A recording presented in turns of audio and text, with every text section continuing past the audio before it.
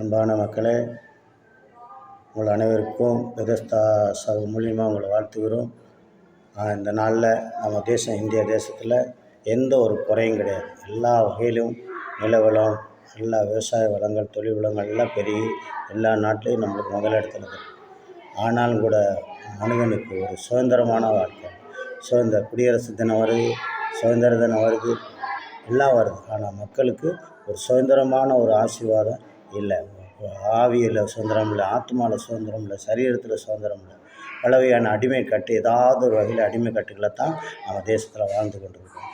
பாருங்கள், படைத்த தேவனை மகிழ்ச்சியாக சந்தோஷமாக அவங்க தொழுது கொள்ள முடியாதபடி, அவங்கள வணங்க முடியாதபடி பலவையான போராட்டங்கள் எங்கே பார்த்தாலும் குடும்பத்திலேருந்து சமுதாயத்தில் எல்லா இடத்துல இருந்தும் படைத்த தேவன் பக்கம் போக முடியல. ஏன்னு கேட்டால் அந்த விண்ணோரோட சாவு பாவங்கள் அங்கே சிறையிருப்பில் நம்மளை அடைத்து வைத்து கொண்டு இருக்கிறது. அப்போ ஆதி நாட்களில் பார்வோன் அடிமைத்தனத்தில் இஸ்ரவேல் ஜனங்கள் இருந்தாங்க, கூக்குரலிட்டு அழுதார்கள்.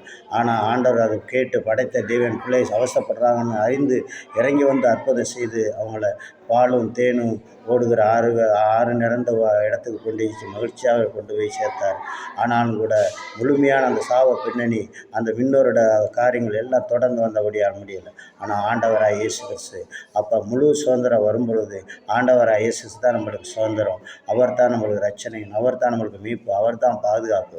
அப்போ ஆவி ஆத்மா சரீரத்தில் நம்மளுக்கு முழுமையான ஒரு விடுதலை வேணுமா? இயேசுவின் ரத்தத்தில் விண்ணோரோட பாவ சாவங்கள் கழுவப்படும் பொழுது தான் நம்மளுக்கு விடுதலை உண்டாகும். இல்லாவிட்டில் ஏதாவது ஒரு வகையில் சரீரத்தில் நோயில் அடிமைப்பட்டிருப்போம், ஆத்மாவில் இயக்கத்தில் அடிமைப்பட்டிருப்போம், ஆவியில் கலக்கமடைந்து அடிமைப்பட்டிருப்போம். அது மூன்றையும் சுத்திகரித்து நடத்துறதுக்கு தான் பிதா குமார பரிசுத்தாய் நாமத்தில் அவர் உலகத்துக்கு வந்து நம்மளை அவர் சரீரத்தை சுமந்து ரத்தம் சிந்தி அந்த சாபத்திலிருந்து அந்த பாவத்திலிருந்து விடுதலை கொடுக்க நம்மளுக்காக உலகத்துக்கு வந்தார். அவரை ஏற்றுக்கொள்ளும் பொழுது தான் அவர் மூலியமாக தான் நம்மளுக்கு சமாதான சந்தோஷம் வரும்.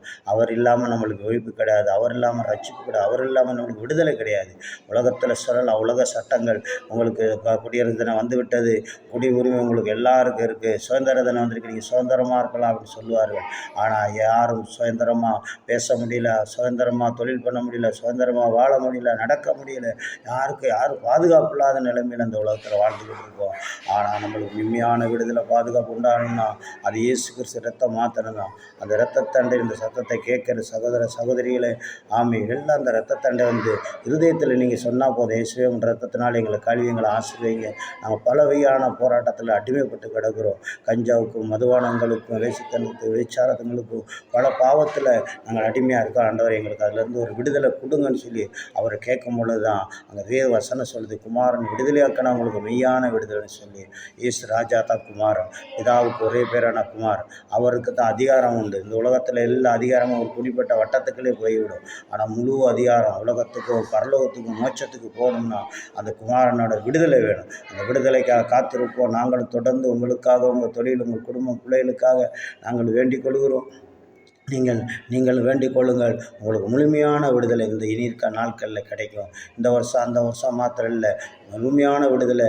உங்கள் சரீரம் மரித்து இந்த பூமியில் அடக்கம் பண்ணப்பட்ட பின்பும் நித்திய ராஜ்யம், மோட்ச ராஜ்யம், முத்தி அடைய சுதந்திரத்தை கொடுக்குற இயேசு ராஜா ஒருவரே, அவரையே ஏற்றுக்கொள்வோம். ஆசீர்விப்போம். ஆண்டவரே, கேட்குற ஒவ்வொருத்தரையும் ஆசீர்வித்து அவங்களுக்கு எந்தெந்த பகுதியில் சிறப்பட்டிருக்காங்களோ அவங்கள விடுதலையாக்கி ஆண்டவர் ஆசீர்வித்து நடத்துங்கப்பா. அவங்களுக்காக நாங்கள் உம்மிடத்தில் கொண்டாடுகிறோம். இயேசுவின் நாமத்து நல்ல பிதாவே.